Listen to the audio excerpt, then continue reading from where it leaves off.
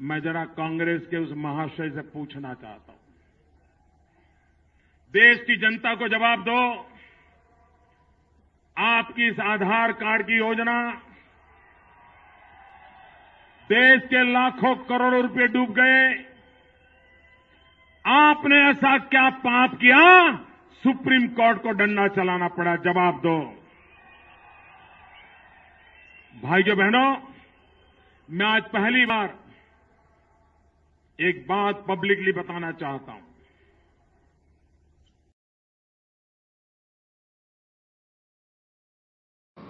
पत्रकार जी पूछने लगे कि क्या आपको कुछ भी अच्छा नहीं लगता? बिल्कुल लगता है, लेकिन जो विज्ञापन में होता है वो मुझे बिल्कुल अच्छा नहीं लगता। ये जो आप लगातार विज्ञापन पर विज्ञापन फैले जा रहे हैं हमारी संवेदनाओं पर, वो मुझे अच्छा नहीं लगता है। तभी मुझे शक होता है कि ऐसा क्या हो गया है कि इतना विज्ञापन बन रहा है। मैं उम्मीद करता हूं कि यहां मौजूद सभी लोग आधार नंबर से युक्त होंगे। जिस रफ्तार से हम आधार हुए जा रहे हैं, एक शब्द की मौत तो तय है। कुछ दिनों बाद हिंदुस्तान में निराधार कहने वाला कोई नहीं बचेगा, सब आधार ही आधार रहेंगे।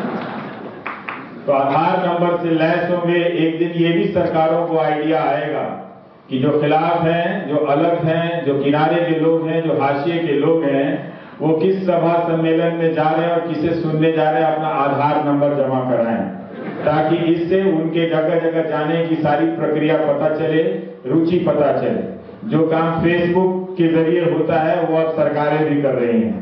ये काम क्यों कर रही हैं? क्योंकि उनके पास काम करने के लिए काम नहीं है, इसलिए कर रही हैं। जब सरकारों के पास बताने के लिए कुछ नहीं होता तो दो चीजें होती हैं, विज्ञापन की मात्रा बढ़ जाती है और नियंत्रण की तरीके बढ़ जाते हैं। ये तभी होता है जब सरकारों के पास, क्योंकि वो आपसे जानने लगती है, जानना चाहते हैं कि आप क्या सोच रहे हैं, कि खिलाफ तो नहीं सोच रहे हैं, कि हवा पलट तो नहीं जाएगी। तो इसलिए सरकारें उसमें सक्रिय हो जाती हैं। मैं बड़ा हैरान हूं कि इतना आधार क्यों हो रहा है। हर दौर में हमारे नेता हम लोगों के सामने एक संजीवनी बूटी ले आते हैं। कभी कहते हैं गरीबी हटा दो, कभी कहते हैं लाइसेंस राज हटा दो, फिर कहते हैं सुधार करो, फिर सुधार 2.0 सुधार करो, फिर कहते हैं हम आधार लेकर आओ। चारों तरफ आधार लगा रहे हैं। आधार गांव में हम लोग देखते थे कि बहुत सारे लोग होते थे, वो एक छोटी सी लाल रंग की एक पतली सी किताब रखते थे, उसमें लिखते थे बबलू को 2.5 रुपया, गुड्डू को पजामे के नाड़े के 1.5 रुपया, है ना, बाल कटाने के 1.25 रुपए। तो ये शाम को आगे जरूर अपना हिसाब लिखते थे। तो मैं कहता था कि चाचा काहे इतना सारा लिखते रहते हैं, इसका क्या फायदा है? आपके पास 100 रुपए है, आपने जो खर्च किए, जो बच के वो आपके हैं, इतना अलग अलग क्यों याद करते हैं? तो अब वो सब आधार से जुड़ जाएगा, तो अब आप लोगों का काम बच जाएगा बही खाता लिखने का, क्योंकि ये सब सरकार जानेगी कि आप पजामे के नाड़े के कितना पैसा खर्च कर रहे हैं, कहाँ जहाज से जा रहे हैं, कहाँ बाथरूम में जा रहे हैं, कहाँ बेडरूम में जा रहे हैं, ये सब सरकार जानेगी। जानने के बाद सरकार क्या करेगी मुझे मालूम नहीं है। तो ये सारी चीजें चल रही हैं। और जन्म प्रमाण पत्र तो ठीक था, मृत्यु प्रमाण पत्र में भी आपने जोड़ दिया साहब। बताइए, हमारे मरने के बाद भी आधार अमर रहेगा। अगली लड़ाई इसी बात पर होने वाली है कि बताओ आत्मा अमर है कि आधार अमर है?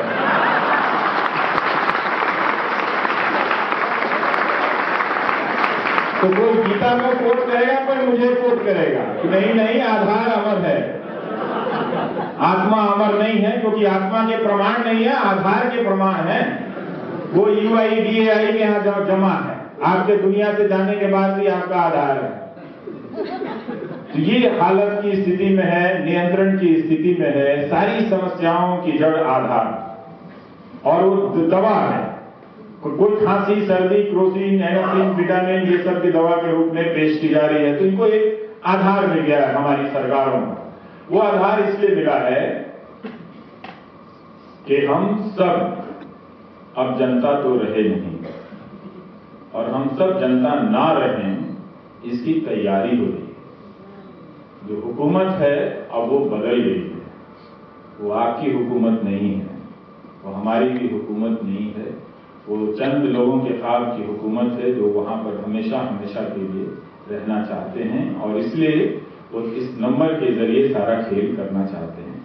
अब ये बात हम सिर्फ यहीं तक समझ रहे हैं कि शायद 2 रुपए किलो का चावल सबको सही सही पहुंचे, इसलिए आधार है, लेकिन ये उससे आगे की चीज है। इसके खतरे की न तो हम पे पूरी तरह से नजर है, ना हम उसको समझ पा रहे हैं। लेकिन एक बार मैं सोचता हूं कि जब मोबाइल नंबर के लिए आप आधार देते हो, बैंक के लिए आधार है, ड्राइविंग लाइसेंस के लिए आधार है, तो सब हटा दो, आधार ही रखो, एक ही नंबर देश में, वही आधार मोबाइल नंबर, वही आधार बैंक नंबर, वही आधार कार नंबर। भारत की कक्षाओं में गिनती और मैथ्स पढ़ाना बंद कर दीजिए, सबको बोलो अपने खानदान का आधार कार्ड नंबर याद करके लिख दो, 100 में 100 मिलेंगे। ये आधार की इस तरह से चारों तरफ फैलाने की कोशिश की जा रही है और हम सब एक सरकार का उपनिवेश बन रहे हैं। लेकिन इसका दूसरा नाम दिया किसने? आधार साहब के जो जनक साहब हैं, नंदन निलेकनी, आधार के समर्थन करते रहे तो ज्ञान प्राप्त हुआ कि डेटा कोलोनाइजेशन हो जाएगा। जब उन्होंने कोलोनाइजेशन शब्द का इस्तेमाल किया तब भी किसी की घंटी नहीं बजी। ये इस देश की मीडिया की हालत हो गई है और नेताओं की। 150 साल की लड़ाई, न जाने कितने लोग मरे, कितने लोग कटे और कितने लोगों ने यातनाएं सही, उससे कहीं ज्यादा अपने यकीन पर टिके रहे लोग उस मुल्क में 60-70 साल भी अभी नहीं हुए कि लोगों के कान कोलोनाइजेशन शब्द से खड़े नहीं हुए। ये कितनी शर्मनाक स्थिति है। यानी हमने अपने भीतर से आजादी के आंदोलन की चेतनाओं को मार दिया है। वरना हमारे कान खड़े हो जाने चाहिए कि नंदन निलेकनी ने जो डेटा कोलोनाइजेशन की बात कही है, क्या वो हमें गुलाम बनाने की बात है? ये डेटा कोलोनाइजेशन के खतरे को समझना चाहिए था। वो कह तो रहे थे कि एक कंपनी का अधिकार हो जाएगा, वो ये नहीं कह रहे थे कि एक सरकार का एक कंपनी के जरिए 1 अरब से ज्यादा लोगों पर नियंत्रण हो जाएगा। वो ये नहीं कह रहे थे। नंबर की इतनी ही दिलचस्पी है तो आजकल स्लोगन है 1 नेशन 1 नंबर, कुछ भी कर दीजिए आप। और यही डेटा कोलोनाइजेशन जो है अब आगे बढ़कर एक मीडिया कोलोनाइजेशन की तरफ बढ़ता है। जिस तरह से आप एक नंबर के जरिए इस कमरे में बैठे आवाजाही इन सब का पता लगा सकते हैं, खर्च करने की प्रवृत्ति, हैसियत सब पता लगा सकते हैं, उसी तरह से एक खास नंबर के जरिए दिल्ली और देश के अन्य राज्यों में मीडिया पर नियंत्रण कायम हो गया है। ये प्रक्रिया चल रही थी 10 साल से, अब वो संपूर्ण स्थिति में आ गई है। तो अब मीडिया के जरिए आपका कोलोनाइजेशन हो रहा है। ये जो गोदी मीडिया है, ये यूं ही नहीं है, सरकार के विज्ञापन को चलाने का प्लेटफॉर्म नहीं है। ये आपके पास 100 चैनल हैं, 100 बदल लीजिए, 100 पर एक ही शैली में बोलने वाले एंकर हैं, एक ही तरह का एजेंडा है, एक ही तरह का डंडा है और एक ही तरह के प्रवक्ता है। और वो आपको आपके पास विकल्प बचा ही नहीं रहने देना चाहते हैं कि आप इस देश के बारे में उनके तय किए हुए एजेंडे से बाहर कुछ भी झांक कर देख सकें। आप देख ही नहीं सकते हैं। कभी गोरखपुर में 30 बच्चों की मौत हो जाती है, लेकिन तय ये किया जाता है बहस में कि वीडियोग्राफी वंदे मातरम के समय होनी चाहिए। आप शौच के समय की भी वीडियोग्राफी करा लीजिए, खाने के समय की भी वीडियोग्राफी करा लीजिए। जहां सीसीटीवी होनी चाहिए वहां तो ठीक से काम नहीं करते, लेकिन अब वो वीडियोग्राफी स्कूलों के हों तो आपकी निष्ठा हर वक्त संदिग्ध बनाई जा रही है और हर वक्त उसका एक वीडियो प्रमाण मांगा जा रहा है। अब किसी से भी कहा जा सकता है कि आप इसकी वीडियोग्राफी कराइए। क्या आप वहां पर सिनेमा हॉल में जंगल मन के समय खड़े थे और इसका क्या कोई वीडियो सबूत है या नहीं? लेकिन इस पर भी लोग बात समझ नहीं पा रहे थे। उस अस्पताल में 30 बच्चे मर गए, लेकिन वो वीडियो के मसले पर इसलिए चर्चा हो रही थी क्योंकि वो एजेंडे का पार्ट था। 3 साल में टेलीविजन चैनलों पे जिसके लिए आपने अपनी जिंदगी का कीमती वक्त और महीने का 300 रुपया बर्बाद किया है, उसकी सूची अगर आप बनाएंगे तो उन एजेंडाओं की जो लिस्ट है वो 3-4 मुद्दों के आसपास आकर टिकती है। उनके भीतर, मुद्दों के भीतर विविधता को समाप्त कर दिया गया है। एक खास किस्म का होमोजेनाइजेशन, एकीकरण किया गया है। ये ठीक उसी तरह का होमोजेनाइजेशन है कि जिससे हम और आप के होने की विविधता अब समाप्त होती है। हम और आप सिर्फ एक नंबर हैं। वो भी इस नंबर का पार्ट है जिसको कोई सब्सिडी नहीं मिलती, वो भी इस नंबर का पार्ट है जिसको मिलती है। तो सरकार की ये जो करतूत है मीडिया के जरिए, हमें इस बात को लेकर समझना चाहिए कि ये जो डेटा उपनिवेश है, हम मीडिया उपनिवेश के शिकार हैं और उसके गिरफ्त में आ गए हैं। कोई दूसरा एजेंडा नहीं है, एक ही तरह का है। एक इवेंट आता है, दूसरा इवेंट जाता है, फिर तीसरा इवेंट लॉन्च हो जाता है।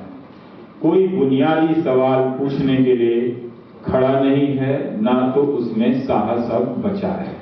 साहस का नहीं होना ही ये एक नई प्रकार की मीडिया के द्वारा पैदा की गई, गढ़ी गई देशभक्ति है। अगर आप पूछने का साहस करेंगे तो कहा जाएगा कि आप राष्ट्र विरोधी। राष्ट्रवाद या राष्ट्र की परिभाषा कभी भी इतनी सरल और इतनी सतही नहीं रही। वो जटिल जरूर थी, उसे लेकर लोग बहुत तरह की बहस किया करते थे, लेकिन ये हालत हो गई है कि आपको इस तरह से कटघरे में खड़ा कर दिया जा रहा है। और ये एक पैटर्न है, आप टीवी देखें ना देखें, ये लगातार और इतनी इंटेंसिटी के साथ हो रहा है कि आम लोग, अभी आप बता रहे थे कि 58% यहाँ गरीब हो सकते हैं, ये मुमकिन है। आम लोगों के पास अखबार अभी भी नहीं पहुंच रहा, आम लोगों के पास टेलीविजन उस तरह से नहीं पहुंच रहा। जो सस्ते तरीके से टेलीविजन पहुंच रहा है उसमें सिर्फ राजनीति का एजेंडा है, इसके अलावा लोग कुछ बात करते हुए पाए ही नहीं जाते हैं। तो ये मीडिया के जरिए का एक तरह से कोलोनाइजेशन है। जो भी, अब जिसको भी लड़ना पड़ेगा उसे उस मीडिया के स्पेस के बाहर जाकर अपनी लड़ाई तय करनी पड़ेगी। इतना आसान नहीं है, उस मीडिया में आपके लिए जगह नहीं है।